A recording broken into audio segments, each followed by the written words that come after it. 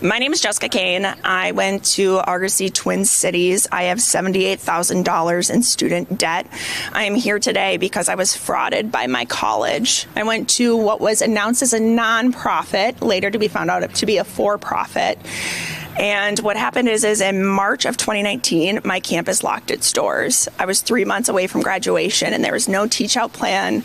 There was no education advisor who was going to help us out. My cohort and I, of about 16 people, found a college in Arizona that was willing to take us, but we had to double our internship hours. A lot of us had to quit our full-time jobs so we could do that. I moved in with my parents as a lovely 28-year-old, and I am here today to get this debt canceled. I'm a therapist. I'm unable to buy a house with my student debt. I'm unable to do a lot of things that I would love to do in this world, including go to trainings for my clients because I owe this debt. In this group, standing among me, is multiple colleges, and we have a cumulative total of $4,710,583.91 in student loans because we were frauded.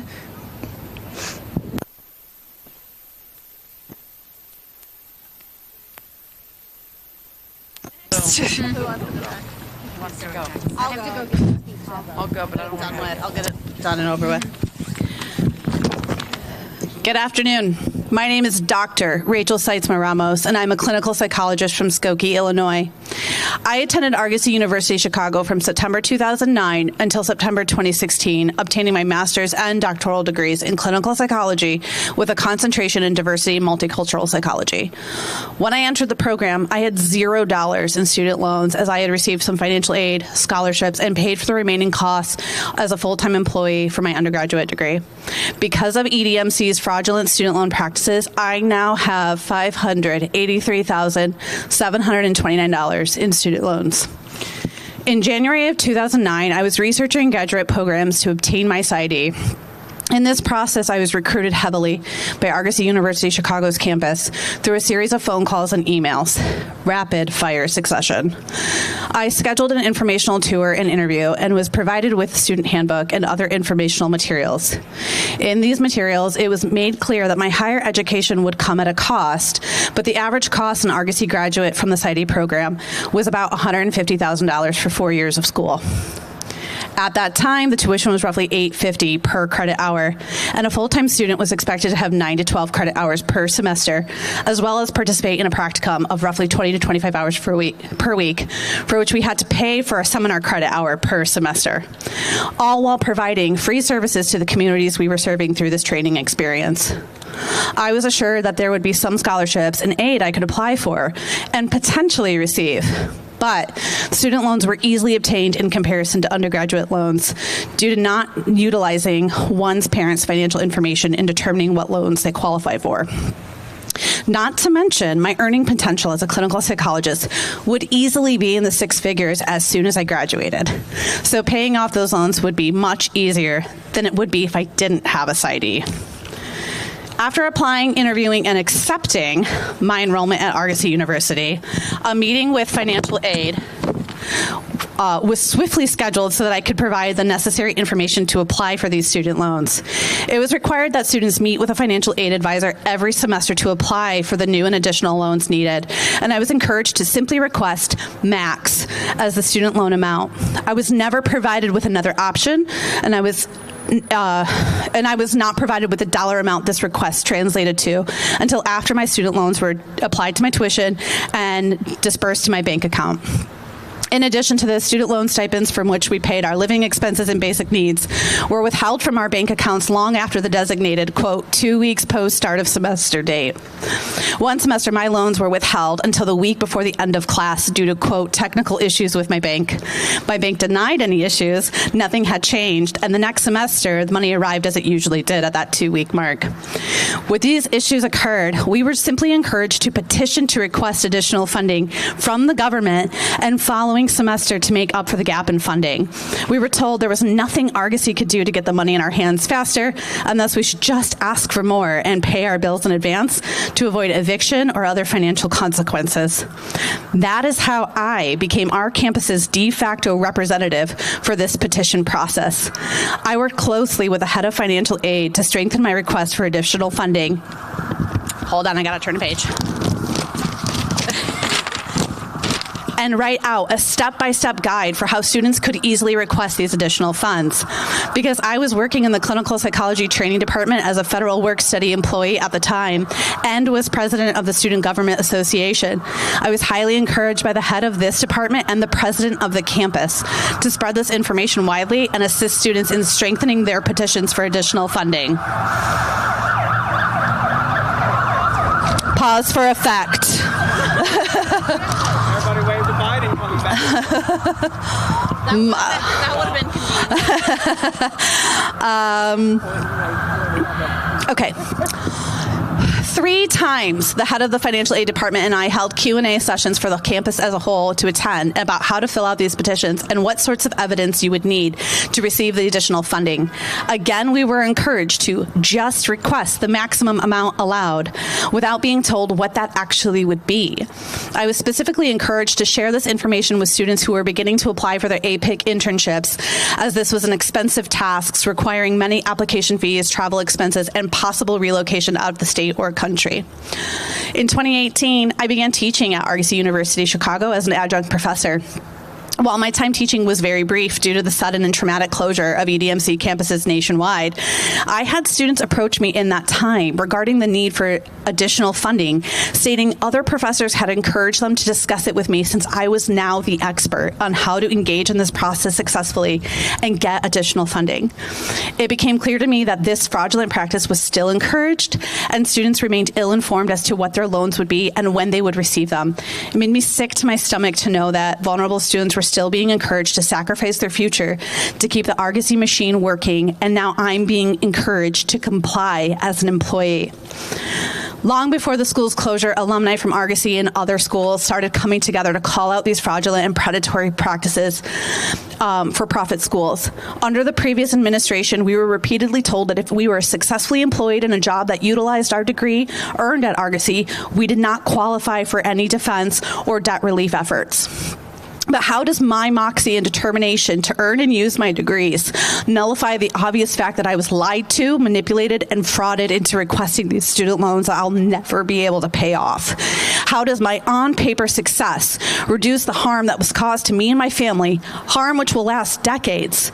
The truth is, my ability to use my degrees to form and operate a successful business, to provide quality supervision and support to my clinicians, and to serve vulnerable communities through my work as a psychologist does not make it easier for me to sleep at night, knowing that my financial future was in jeopardy before my diploma was printed.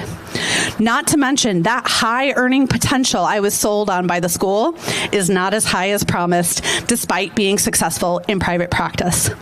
Because of my $583,729 in student loan debt, I will never be able to purchase a home for me and my family. I will not be able to support my children's higher education should they wish to go to college. Without an income-based repayment plan, my student loan payments would be over $5,000 a month, which is approximately half of my household income. This would leave my spouse and I unable to pay for our rent, childcare costs, car payments, etc. Because of this vast amount of student loan debt, I do not qualify for other financial support such as Chapter 7 or 13 bankruptcy assistance due to the high debt-to-income ratio and the $300,000 student loan cap. This debt has crippled our ability to save for emergencies, followed up with medical procedures that were necessary, invest in our futures, and limited our ability to participate in the economy in meaningful ways. I see no future in which I'll be able to retire and plan to work until the day I die.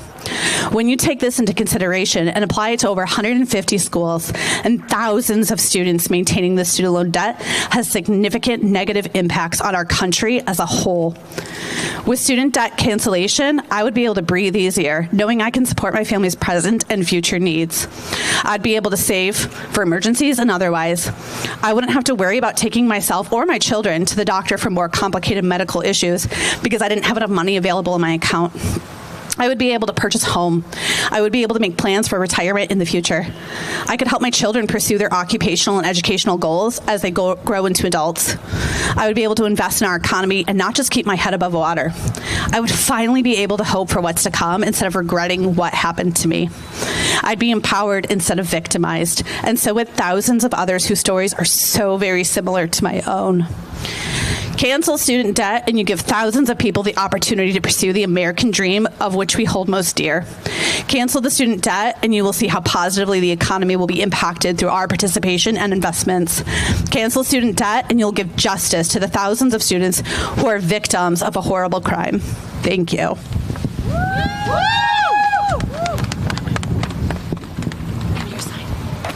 Sorry. I don't know why I'm saying sorry. It's trauma. It's never too soon. So my name is Tanisha Sproul. I attended Brooks Institute of Photography from March 2003 to February 2005. I majored in still photography, and it must be stated that I was 18 years old when I started at the school.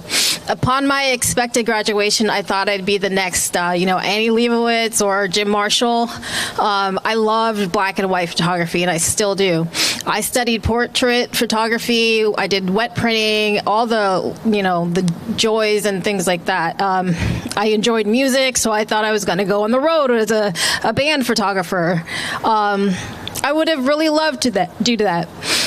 Overall, I am an artist, and I have studied many things. At Brooks, I had to use loans to pay for not only tuition, but supplies, which that is something that they didn't exactly tell us about.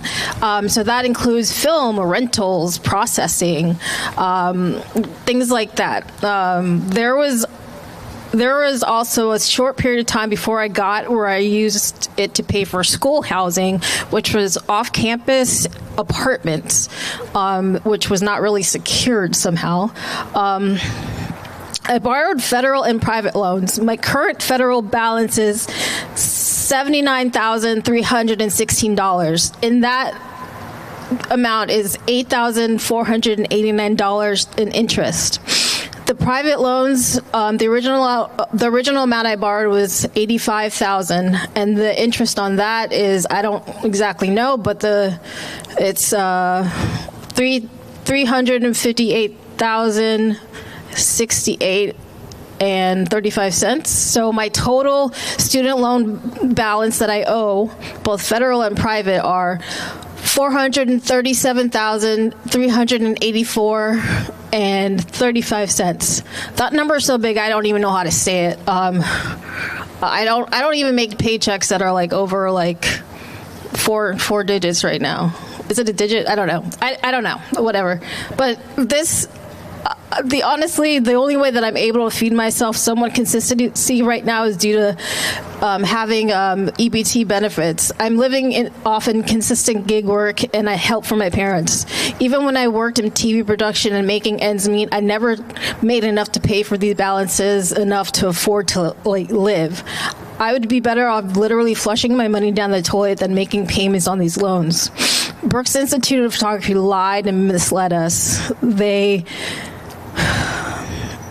They misled us about the actual cost. They misled us about accreditation and transferability. When I left the school in 2005 is when I discovered that the school was not accredited. I did not understand what that really meant until I attended Santa Barbara City College. None of my credits transferred, and I had to repeat all of those core classes. I even took the same math course with the same professor I had at Brooks. After a few years, I finally attained an AA degree in liberal arts, and I graduated with honors in 2010 from Santa Monica College. With my good grades, I wanted to go on to get my BA. I was even offered to go to Columbia University. However, without a full scholarship, that is not an option for me. I tried to attend a school for surgical tech training, but I am unable to pay for that out of pocket and my living expenses. And I can't get any more federal loans or grants to help me pay for it because going to Brooks maxed out the amount of financial aid I'm allowed in grants, and all the free money is gone, basically. I can't get any more private loans because I'm in a different field of study now. I didn't know that either. So if I wanted to change fields of study, I'm not able to apply for more loans for a different field that would make more money. Brooks Institute of Photography has also affected my life by ruining my credit for probably like 20 years. Or I remember I had an 800 credit score when I was 18. I even signed for my sister's private loans, and she went to get her master's degree. I was unable to pay rent and an apartment of my own, and even denied jobs based on my credit score. There were times where I was literally living on the streets and had a full-time job, and I would get harassing phone calls from the loan company telling me to pay thousands of dollars that I didn't even have. They would tell me things like, "Oh, you should have thought about that before deciding to go to this school. You should have thought about that and stayed at home and lived with your parents to pay off these loans."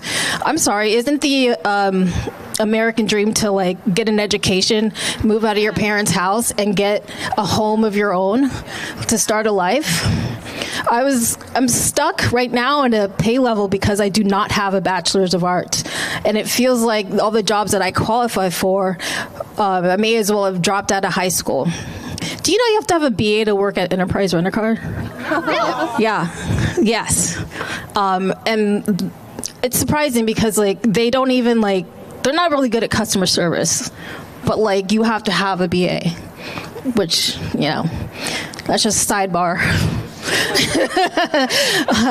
I still have dreams and aspirations, but short of becoming a millionaire, I don't know how I'll be able to do the simple things in life, like starting a family, buying a home, or saving for retirement. What's that? What are savings? I really hope that you take my story and others like mine into consideration when deciding on student loan debt cancellation for those of us that went to predatory schools like Brooks Institute of Photography that have been shut down due to their illegal actions and should not be saddled with this debt.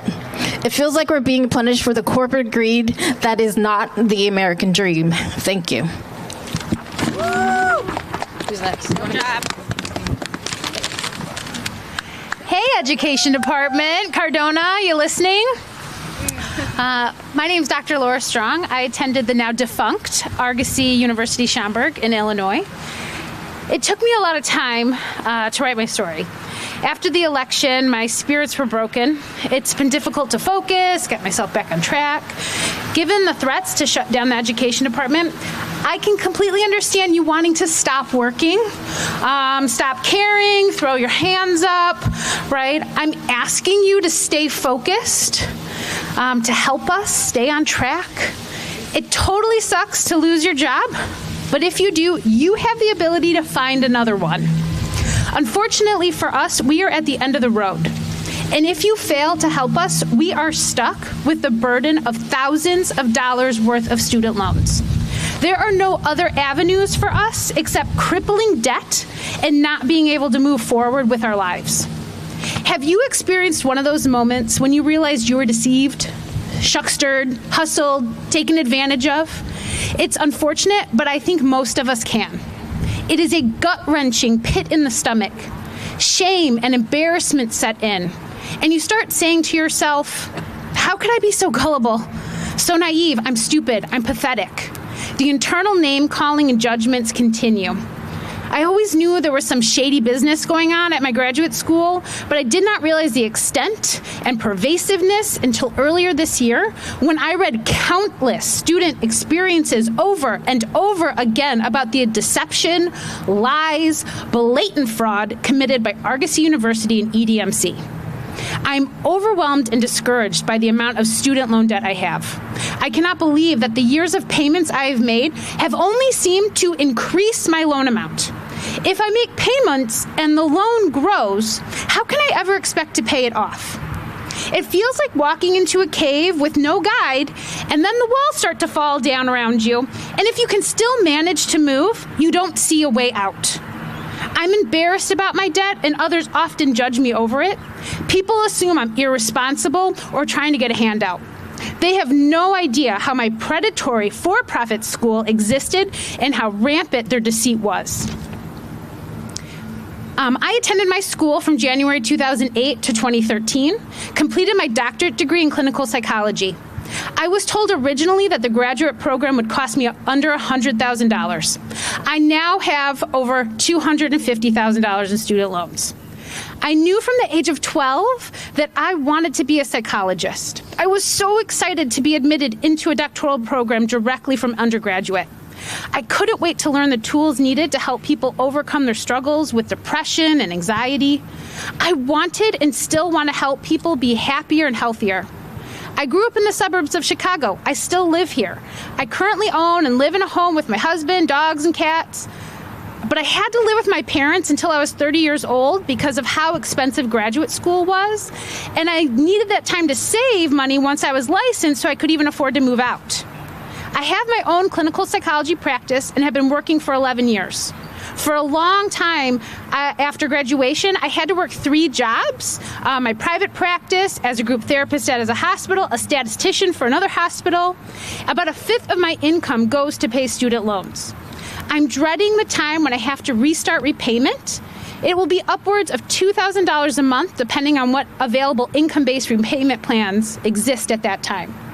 I'm worried about the stress it will take on me financially and the need to work more. The forbearance has allowed me to make much-needed repairs in my home, pay for dog vet bills, provide discounts to patients in need. But all that will change once loan repayment resumes. When I started at Argosy, I had no idea the school could create such harm and damage to students. As I studied through my program, I saw things that were not right. Overcharging tuition, refusing to let students get into programs they were told previously you were just going to be a shoo-in for, an inability to get training experiences, ever-increasing tuition, and then watching as my peers dropped out around me while saddled with debt and nothing to show for it. Debt cancellation would provide me the relief of the never-ending cycle of loan payments that is my future. It is knowing that I would have the ability to invest more time, energy, and financial resources into my community rather than paying back interest on a loan that's based on fraud. Now is not the time to wait and consider. You have the evidence, Education Department. You know we were defrauded. Cancel our loans now.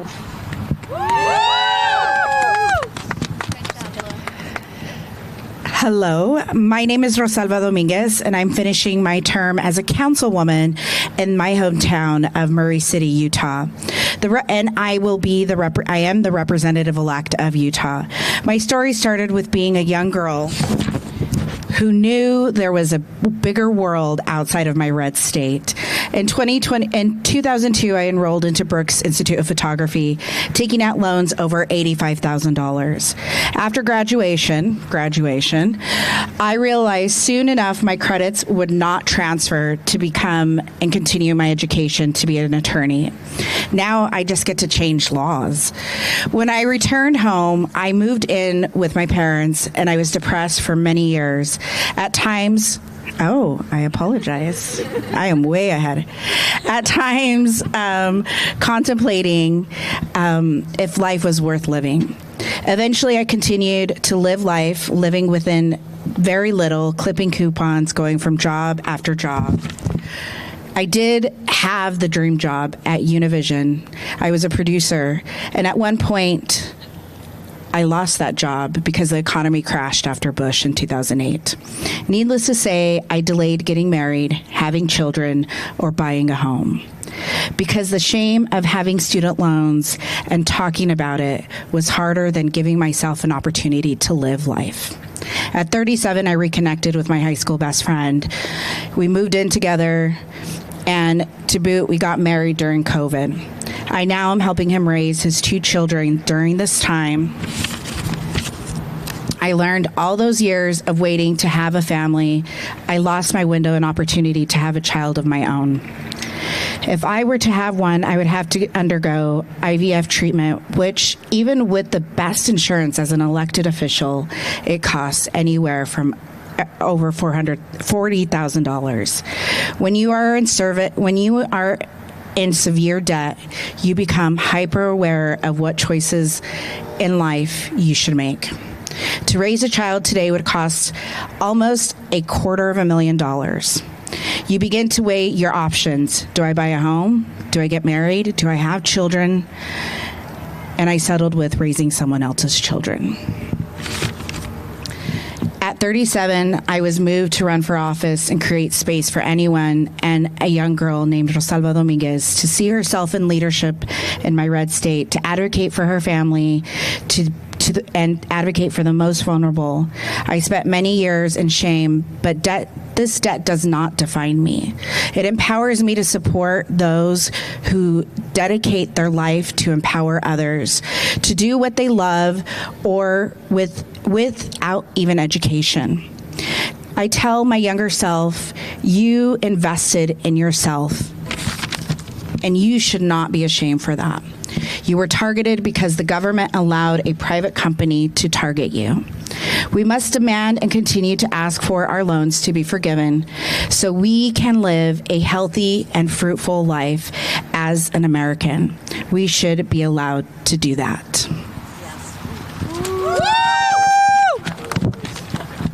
Is that okay? Okay, cool. Oh, wait. Hold your sign? Yeah, that'd be cool. Sorry, I have it on my phone. Okay, hold on. Hold on, sorry. Okay.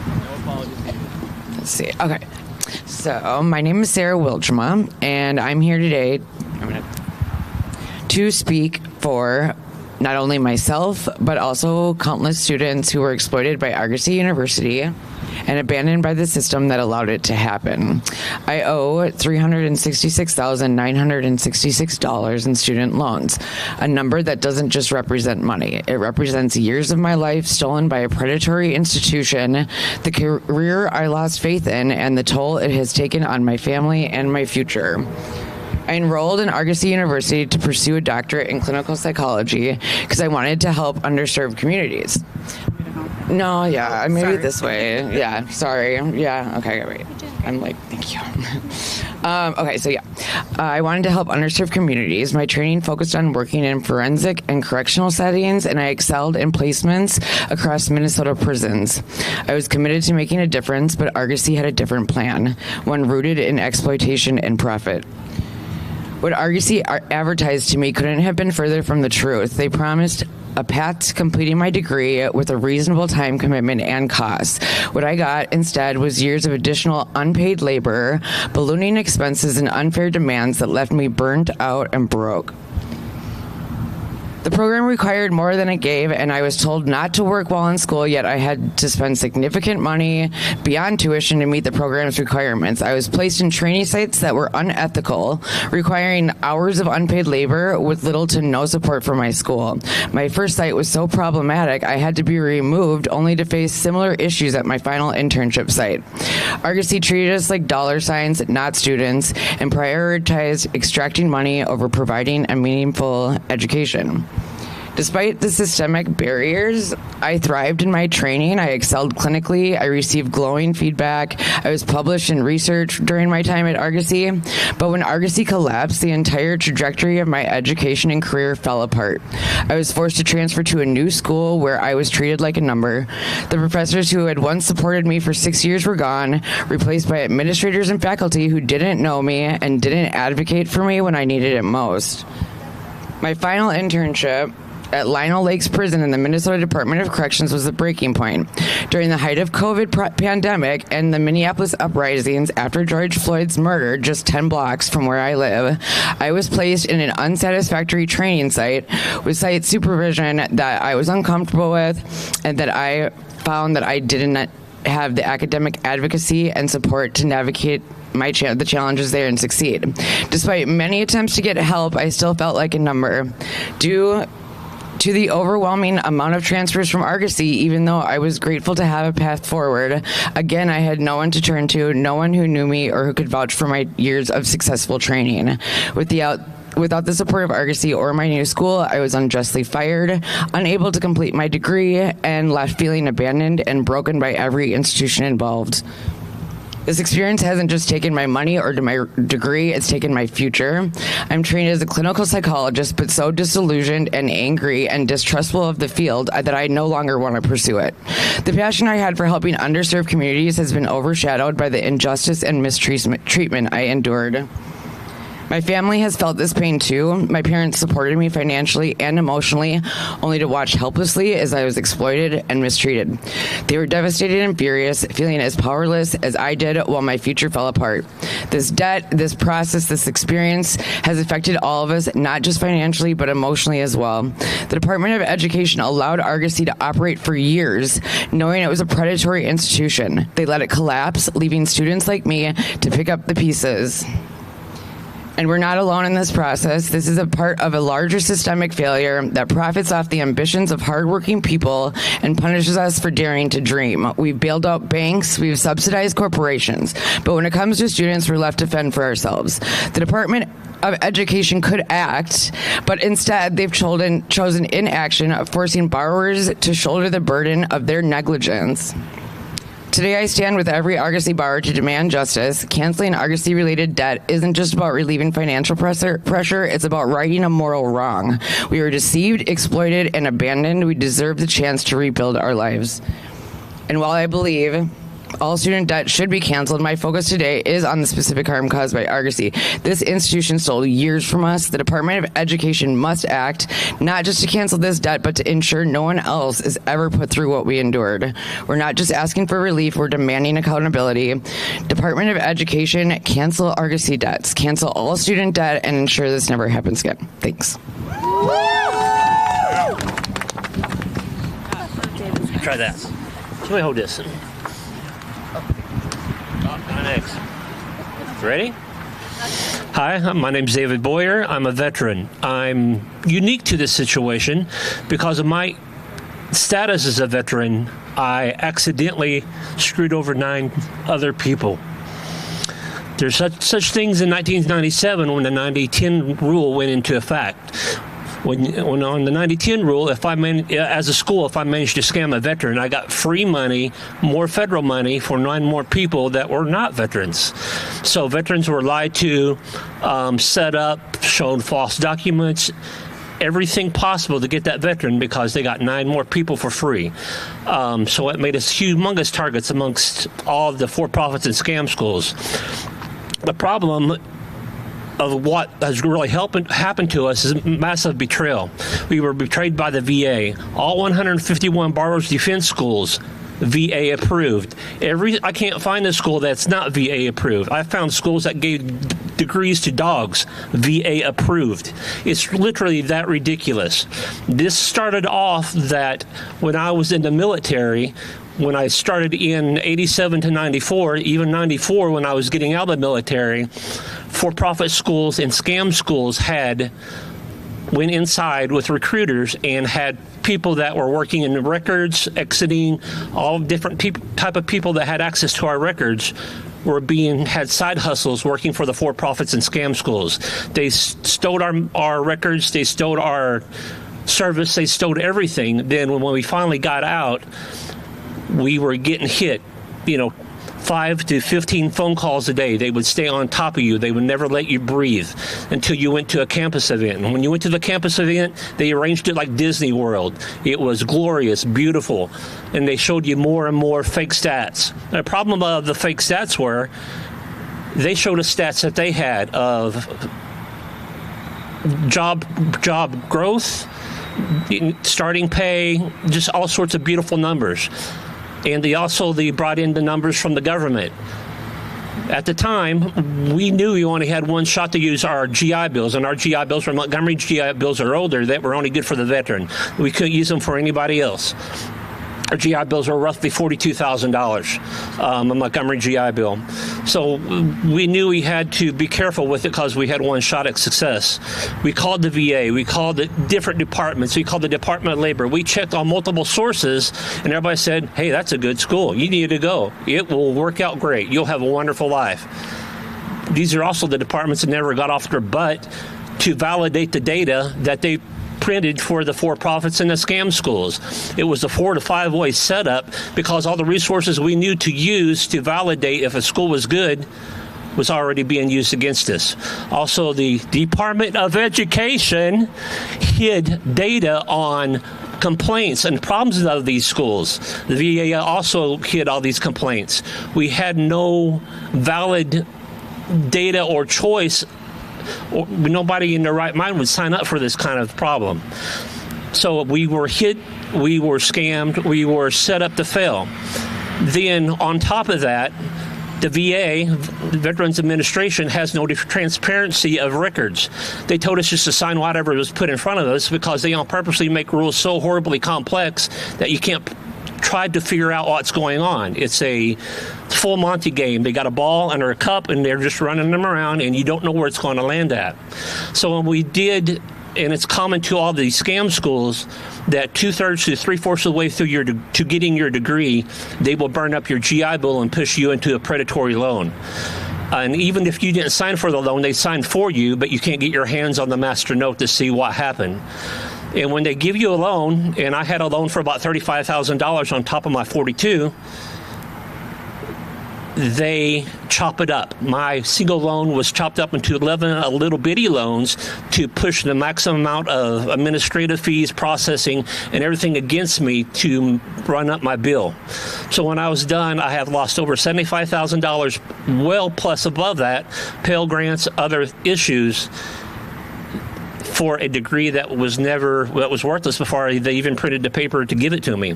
I found this out the horrible, cruel way. I went out to the world with my beautiful DD-214 from the military that I had all sorts of nice records and accolades, and my beautiful bachelor's degree in electronic engineering.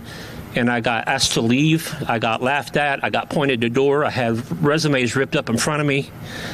And nobody cared. And I didn't understand until finally one of the employers was nice enough to say, I had to say that the interview was over. Once I had to physically say it. Then once the interview was over, he said, twice a year, that stupid school dumps all these kids on top of us. The school is worthless. It's always been worthless. We don't know why they're even in business, but twice a year, all these employers have to put up with getting dumped on by a bunch of kids that don't know what they're doing. They have poor education. So that's why you're being treated this way. It's not your fault. But the VA knew it was fraudulent, and everybody else knew it was fraudulent, but we can't get our GI Bills back. The GI Bill has no revision to give it back because it's an entitlement, but it carries all the penalties of a regular loan that they can garnish your wages and take it away from you and take you to court and do all sorts of stuff. But as an entitlement, we can't get anything back. We also were pushed into our Sally Mays, our Naviettes, our Lakes, Mohilas, those being the Department of Education backed. They are also declared private, so we can't get the money back for that either. I'm a class action member of Sweet versus Cardona. I'm a class action member of Sweet versus DeVos from the very, very beginning. And as soon as the Judge Alsup made the decree of what was going to happen, all veterans were instantly kicked out of borrower's defense because there's no revision to give us our money back. So we didn't matter that we fought so long, so hard. We were getting nothing. And the injury, the insult was Donald Trump vetoed H.J. Res 76 that was going to help us out, but he vetoed the measure and put the final nail in our coffin. And when he did so, he gave Betsy DeVos millions and millions and millions of dollars of our money more to her. The last big insult to injury was Delia Ramirez out of Illinois District 3. Her HR 1767 to restore our GI Bills is a piece of pure fraud. It doesn't do anything for us. It's not designed to do anything for us. She was just merely using this for personal and political gain, and I won't let her ever forget about it. But the Department of Education and the VA, Veterans Affairs, both greatly betrayed us, and now I don't even try to look for a job.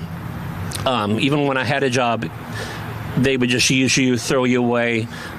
I'm what they call a protected veteran because my status in the military, but once the people who hire you get the tax break to hire you, you're out the door. So this is what the world does to veterans. Don't join. Don't play with the military. They don't have your back, and they do not have your health. Thank you.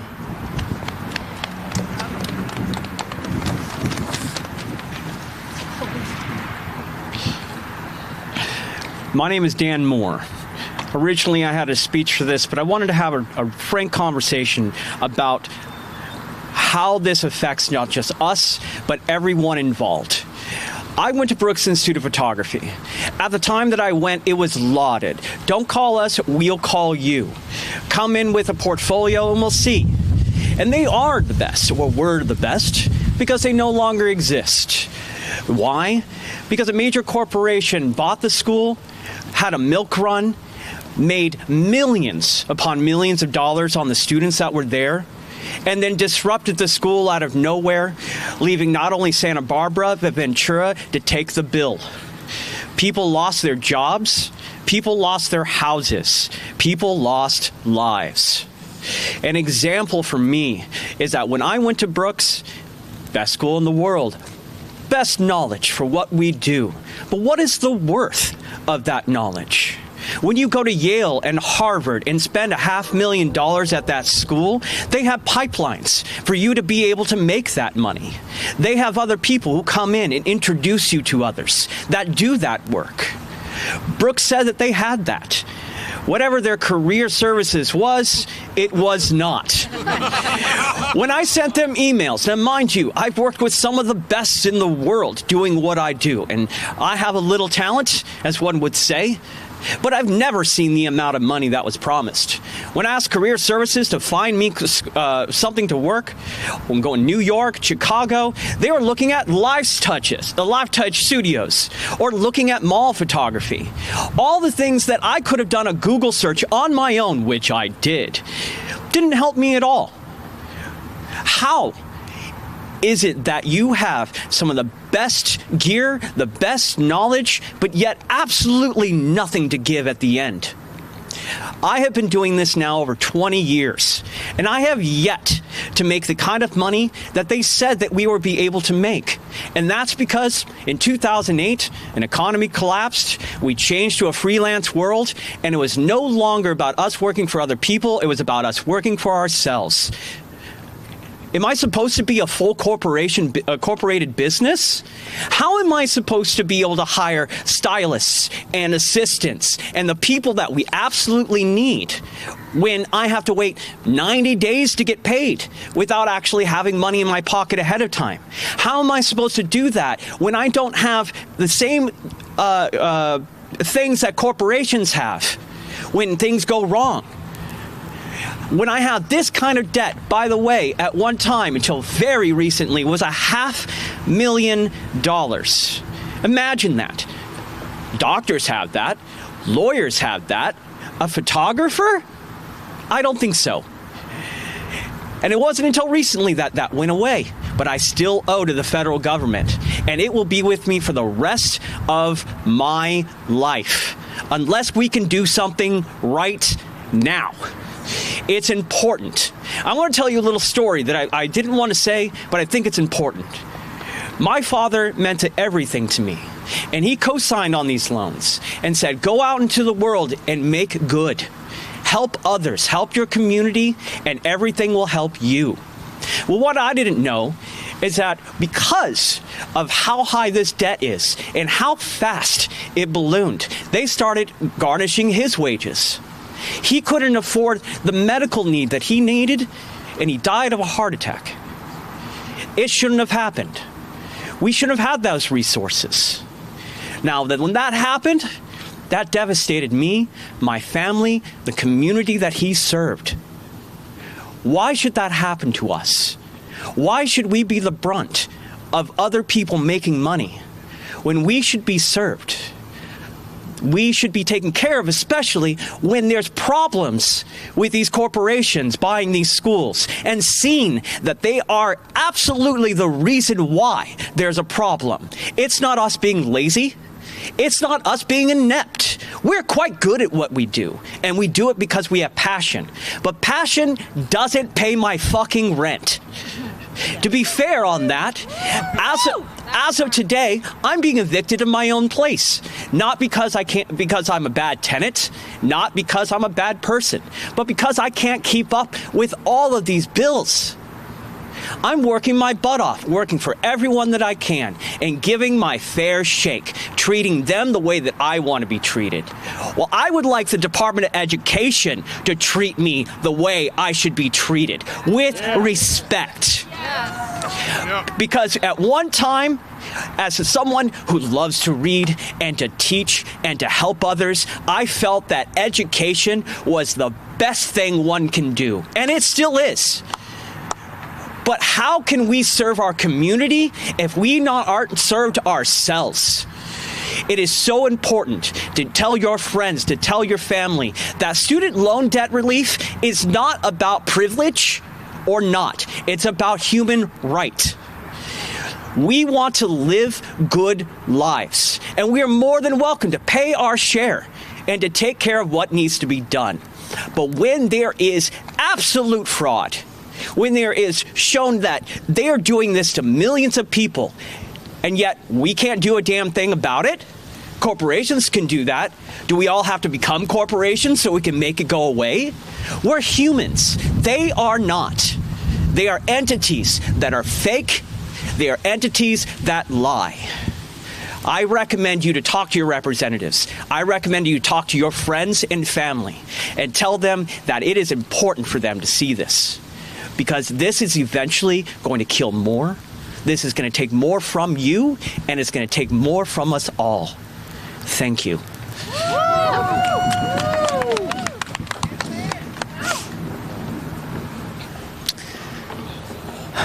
My name is Bonnie Snyder. Where are we? In our nation's capital, the seat of our government. Where are we? Standing in front of the Department of Education. Because myself and my cohort standing behind me believed in education. What are we doing? We are standing out in the cold. And why? Because we have been left out in the cold. You know, like Dan, I was like, I don't want to do anything prepared. I wanted to come out and speak from the heart. As a young child in the 2nd grade is where my love for education began. It started with my 2nd grade teacher. And the first person, I'd say one of the first people in education that I looked up to, Mrs. Leslie Larrabee. And I said, you know, like Mrs. Larrabee, I wanted to be a teacher. It began again in the 4th grade with my 4th grade teacher, Mr. Raskin, the teacher who, to this day, I still carry him because he's the one that gave me the nickname Bonnie and spelt it with just an I. And I've been Bonnie since the 4th grade.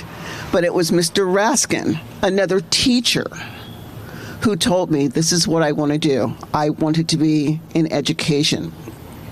My life path took me a little different. Coming from a rather large family, I knew I wanted to go to college, but how was I going to pay for it? I was shy. You wouldn't guess that now. But I was shy and had little self-confidence, so I decided to join the military. The military, I felt, would give me 2 things: a sense of self-confidence and a way to pay for school. So at age 18, when I graduated from high school in June, that December, I was on an airplane headed to basic training, and I began my academic career. Now, the military provided me with many opportunities, and when I retired, I walked away with 6 degrees, but I wasn't done. I went on to get my master's in psychology, but I wasn't done. I wanted to be a doctor. And so I went looking for schools and happened to find, just by an accident, Argosy University, Tampa. Now, I was excited. I was going to move to Florida. Now, I'm a Jersey girl. I don't like the cold. So going to the Sunshine State, I thought, wow, I'm going to Florida, I'm going to live there, and I'm going to pursue my dream to become a doctor. Now, Argosy made it exciting for me to come. You know, the campus was warm and welcoming, and the staff was just amazing. But that's where the nightmare began. Little did I know, I was repeating my master's degree. Although they had told me I was fast-tracked into the PsyD program. And I didn't figure this out until I'm sitting in class reading a book and realized This book was on my shelf at home. When I asked, hey, am I doing another master's? Yes, you are. Well, how can I transfer my credits from the master's I already have? Too late. You should have done that before you started the program. But you guys didn't tell me that. So, as we were taught in the military, suck it up and drive on. So I sucked it up and I drove on. Here's where the insult began.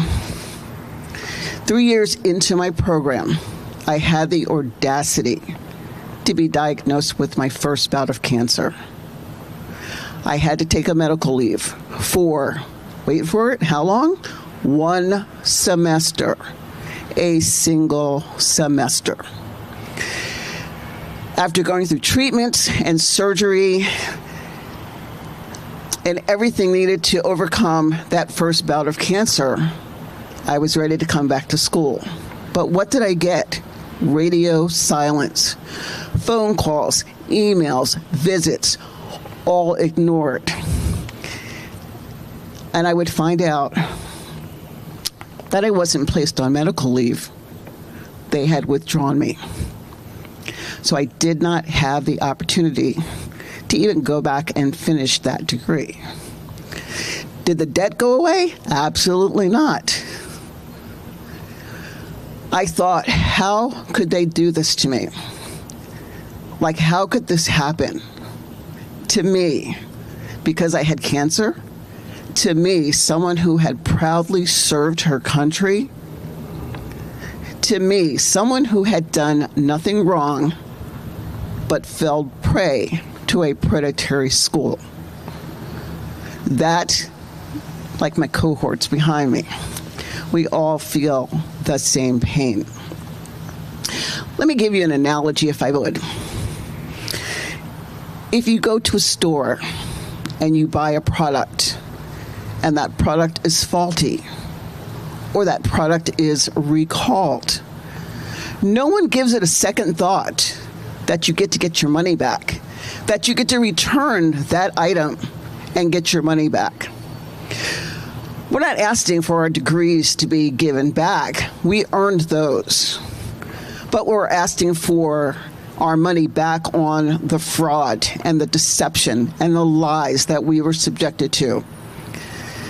But then, do we really want to give our degrees back? Let's think about this. How many of us paid for degrees that are useless? How many of us paid for degrees that are useless? Yeah. They are useless. They told us we would get good jobs. Do we get good jobs? Do we have good jobs? Some of us, no. As I listen to, some of us are working in department stores. Some of us are working in schools. Some of us are working not in jobs that are in line with our degrees. You know, I enjoy what I do. Being able to serve those who suffer from substance misuse and working with prevention and students. But my job requires nothing more than a bachelor's degree. I have a master's and 40 years experience, but this is what I'm doing. Yes, I just aged myself. This is what I'm doing. What do we want? Not a handout, not charity, not something for nothing. We want justice. We want absolution. We want our student loans forgiven, canceled. And why? Because we were lied to. Because we were defrauded. Because it is what is owed to us for the hard work, the blood, the sweat, the tears, the emotional anguish, the nights staying up studying. The saying, one day we are going to cross the finish line and the good life begins. But again, where are we? In our nation's capital, standing in front of the Department of Education asking them to do us a solid, and we are still out in the cold.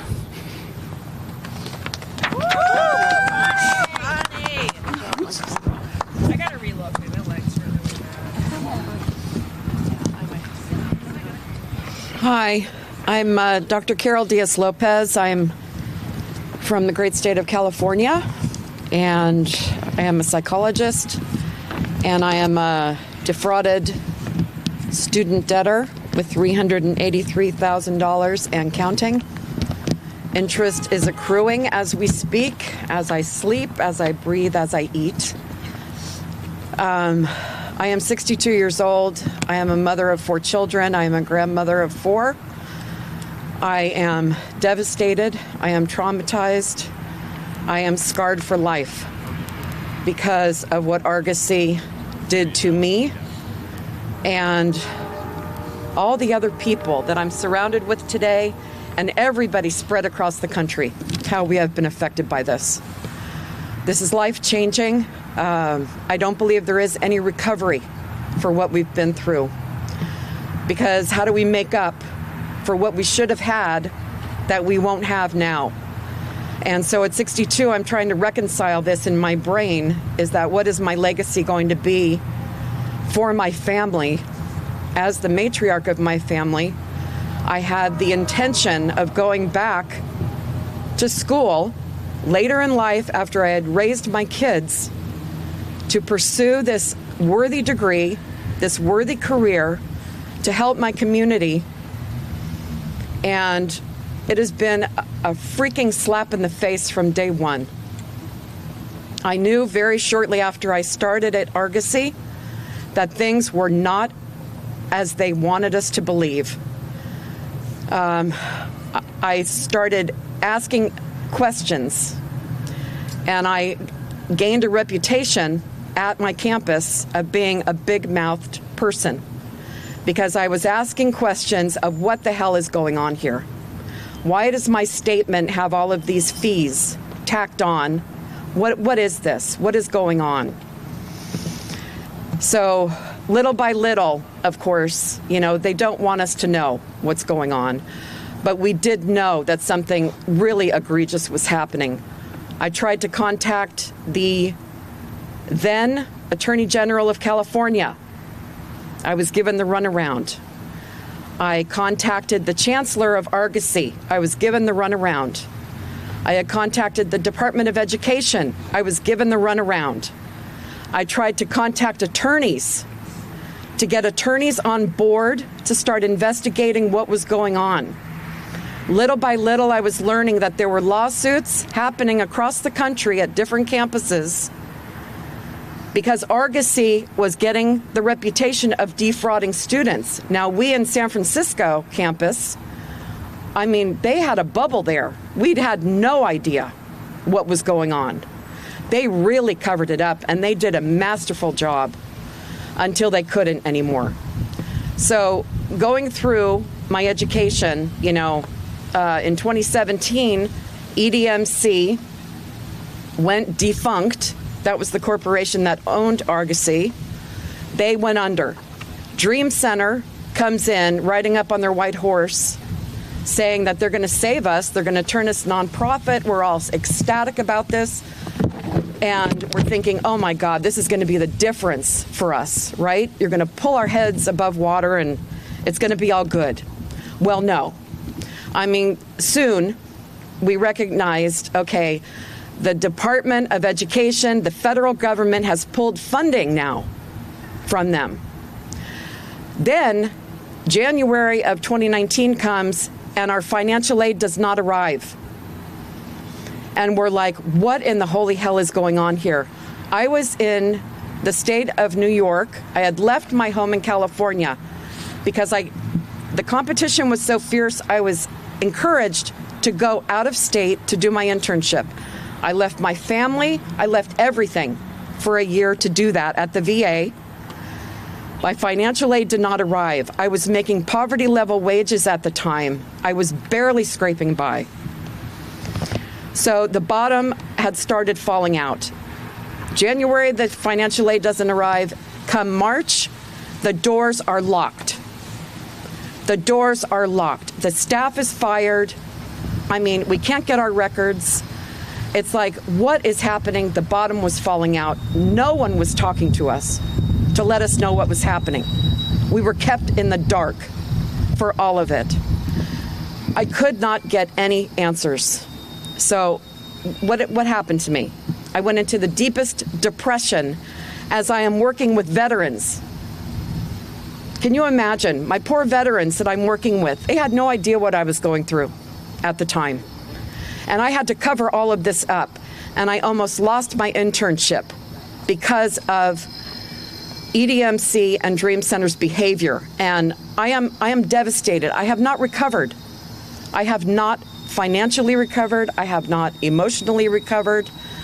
As a result of all of this, I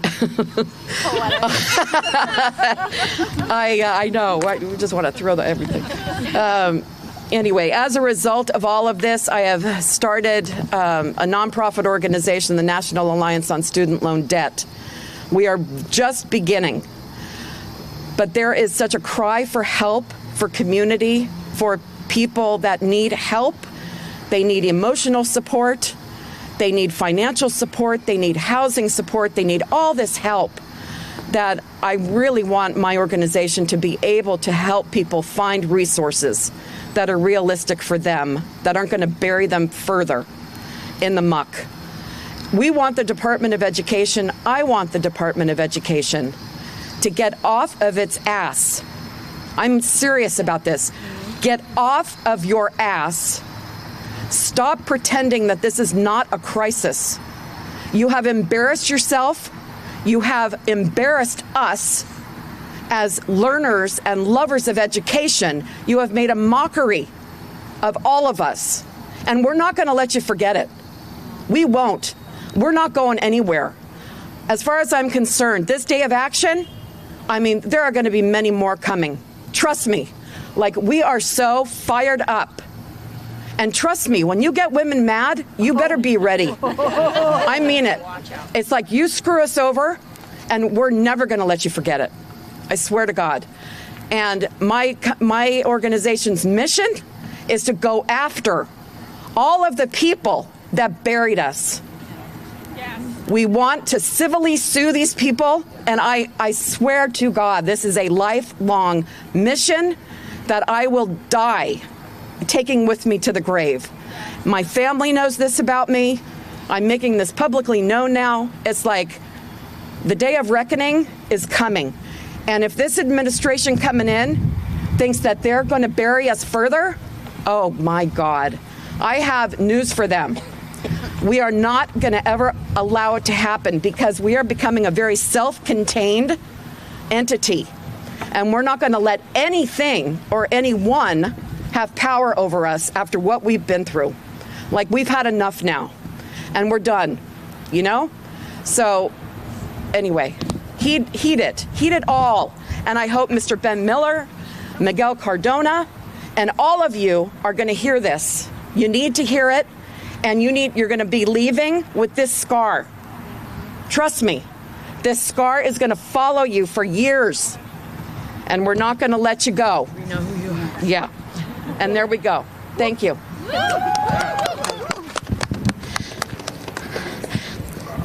Hi, I'm Dr. Kat Hughes. I had the honor of speaking earlier today at the press conference, but just wanted to add a couple of things I couldn't say earlier. First of all, again, I am $580,000 in debt. Let's talk a little bit about what that means, okay? So, when I went to Argosy, DC, just a few miles from here, we were told all the time, oh, it's so easy around here to get jobs that qualify for public service loan forgiveness. Well, I was forced into an internship that has never really been seen as competitive for getting a federal position. So I thought, okay, maybe I'll be a government contractor. That's a great way to get picked up as GS. Just so we know, I've been doing that for 10 years now, and I'm still not a GS. So because of that, I don't qualify for public service loan forgiveness. I have tried to do everything right.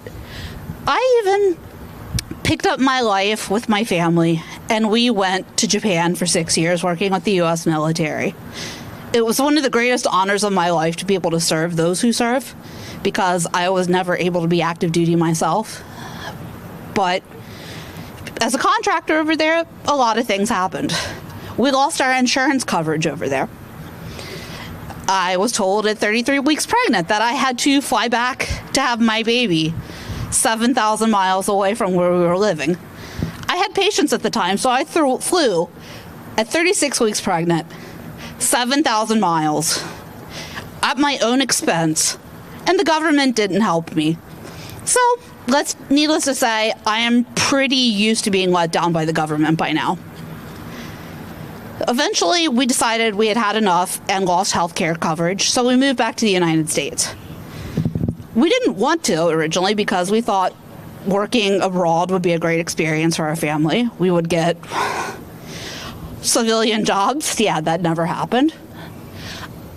And ultimately, what ended up happening is we moved back to the United States after helping the military in Japan for 6 years, including through COVID and being exposed to COVID restrictions, missing my grandmother's last years with her dementia because I couldn't fly home.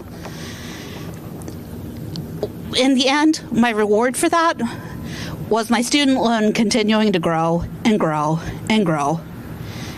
And I ended up having to live in the basement of my parents' house. I am 42 years old, and my husband and 2-year-old daughter and I live in my parents' basement.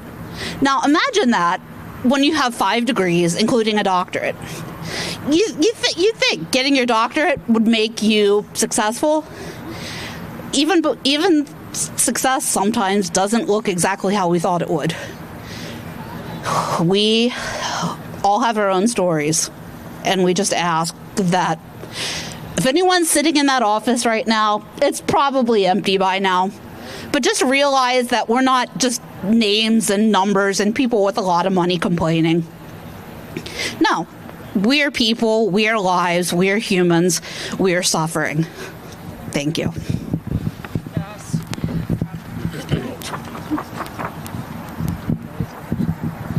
My name is Joseph Rano, and I attended Brooks Institute of Photography at the Ventura, California campus from 2003 to 2007.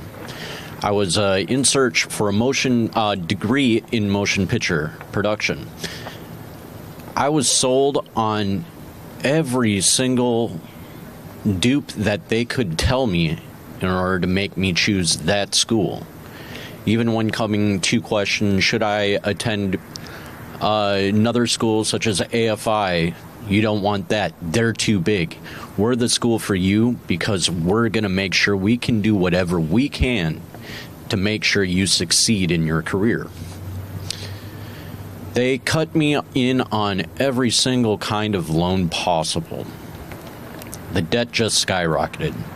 Currently, I'm sitting at $165,000. That's impossible to pay off. I'd have to win the lottery.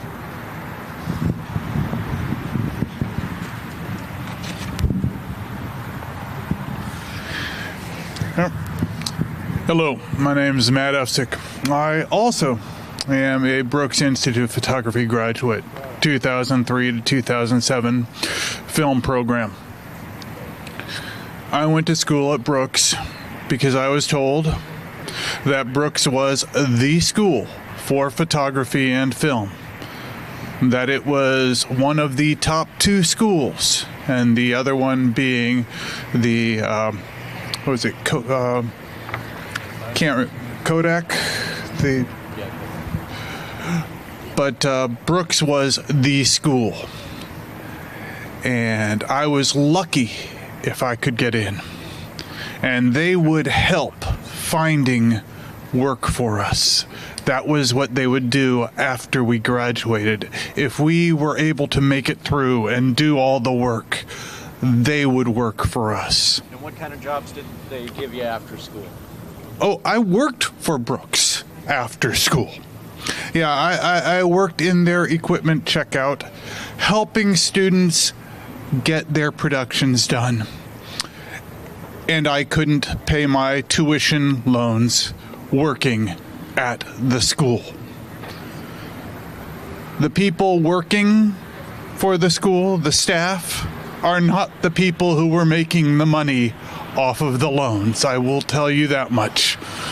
We couldn't pay off our student loans working there. I did get 2 emails from the career counselor afterwards, both of them for Craigslist ads for spec productions that, if you know anything about the film industry, a spec production means that you will never get paid for that production. Now, recently, I just got rolled into the Sweet versus Cardona case because of the access to the borrower's defense online and how it was not originally available. It was crashing all the time when you would try to apply. And because of that, I have been rolled into that. My loans have not dropped off yet, but they, I am assured, will. So I am not here for myself on that. I am here because the Department of Education behind me has evidence on the schools and on the fraud that they have committed. And the fact that they have evidence, that covers me, that covers everyone in the Sweet case, that covers everyone before. It should cover everyone that has gone to the schools that have defrauded them. There should be no secret handshake, no magic words that we have to ask. We shouldn't have to ask, pretty please? Yep. They have the evidence. It's already there. Why is everybody else still held in loans? We're here in front of the Eisenhower Memorial. It says they want to build a world of justice with moral laws. Sticking people in debt for their lives is not moral. Where is the morality in that? Yes. They have the evidence. Let us all out.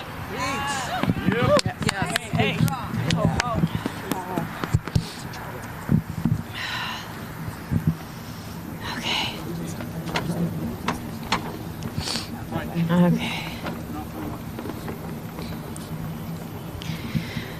Are we good? Okay. My name is Carolina, and I'm a victim of a for-profit school scam. I stand here in Washington, D.C., not just as a graduate of the now inoperative Brooks Institute of Photography, but as someone whose life has been shattered by a system that preys on the dreams of young people. At 19 years old, fresh out of high school, I didn't really know any better. I was sold a bright and shiny future, one where my passion for photography would lead to a fulfilling career and financial stability. Brooks promised it all: high graduation rates, quick job placement, and an income that would easily cover my loans. My family was so proud of me when I got accepted. I would be the first to go to college in our family. What they didn't tell me, though, Brooks, that is, was that it was all a lie. I trusted them when they encouraged me to take out the maximum loans to invest in myself. Over $100,000 later, I have school credits that won't transfer. It will never be able to further my career or change it, for that matter, and a mountain of debt I'll never be able to climb out from under. I'm stuck capturing every penny just to survive. And I was making headway until I lost my job. My loans went into default and the debt ballooned beyond reason. I can't buy a home, living paycheck to paycheck, and I can't even plan for my child's future as a now single mom. Every day is a struggle to make ends meet, and every night I'm haunted by the stress of what comes next. I actually could have gotten into Baylor University. I graduated with high honors from high school, and I could have studied medicine. A stable, meaningful career path would have been possible, but I was manipulated by Brooks's false promises. They didn't care about my future. They cared about their profits. They preyed on my hopes as a young, naive student and left me with ruined credit and a shattered life. This isn't just a financial issue. It's emotional devastation. I've lost sleep, my peace of mind, and my ability to do much for our future. And every day, I live with the crushing weight of a debt that I can never repay. This isn't just my story. It's the story of thousands like me, students who were robbed of their futures by institutions that were never held accountable. These schools lied to us, they overcharged us, they left us with nothing but empty promises and financial ruin. And the stress is unbearable. It destroys your confidence, your stability, your hope for a better life. We came for an education, but we were handed a lifetime of debt. It's time to hold these institutions accountable. We didn't fail, the system failed us. And enough is enough. We deserve better. I demand justice. I demand loan forgiveness for those of us who were defrauded. We're here to demand the dismissal of the fraudulent loans across the board.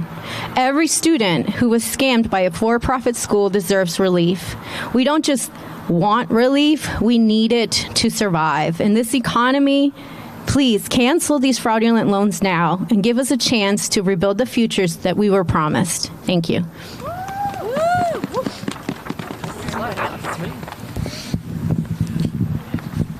Sorry. Hello, my name is Ryan Schluter. I'm a clinical psychologist. I attended the Washington, D.C., Arlington, Virginia campus of Argosy from fall of 2015 to spring of 2019 when Argosy closed. Argosy and its many locations had ongoing difficulties with money management, mismanagement, and were later sued. I've applied for borrower's defense and I'm a member of the post-class group. Currently, my loans are at $265,000. I agreed to go to Argosy and agreed to pay for an education that had inflated costs and costs that were undisclosed. I was often told to take out the maximum amount of loans by academic and financial advisors. I was often told it's only 5 years. Just push through it. You'll get through it. Everything will be fine. Argosy University closed early during my fourth year of school. When I enrolled in the program in 2015, I was informed the estimated total for tuition and fees would be $121,250 to complete the 5-year program. After completing my fourth year, my loans were already at $120,998. which again is almost the estimated total of the 5-year program. To offset costs, I worked as a TA for 5 classes. I worked 20 hours a week as either a bartender or server at different restaurants.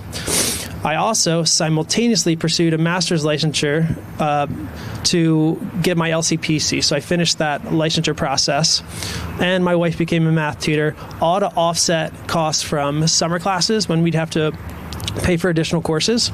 Also, I transferred 3 courses in. So again, working all ahead, and nowhere are these loans matching up. Sorry, this wind. Throughout our time at the program, we were told to keep pushing. It's only 5 years. However, this Argosy stink is only getting stronger.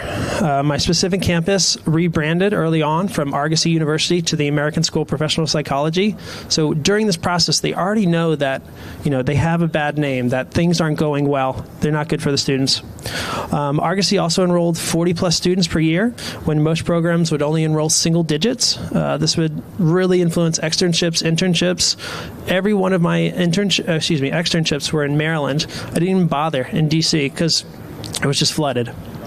Also, when Argosy closed, I had to stop seeing clients during my last year of externship. So this also, unfortunately, influenced my ability to get certain internships.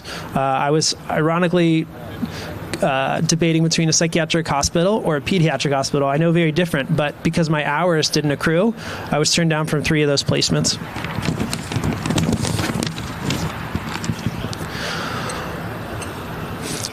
moving forward, $265,000 is a lot of debt. My wife and I have made shifts in our life where we've moved away from the D.C. area to a pretty rural area in Maryland, in Carroll County. My wife has actually shifted careers from teaching to another position to make more money. She also tutored just to make ends meet. I've also been forced to work in private practice and group practice because a lot of organizations don't want us. So I just want to close. Please cancel Argosy student loan debt as well as other predatory student loans. This is just, it has to end. Thank you.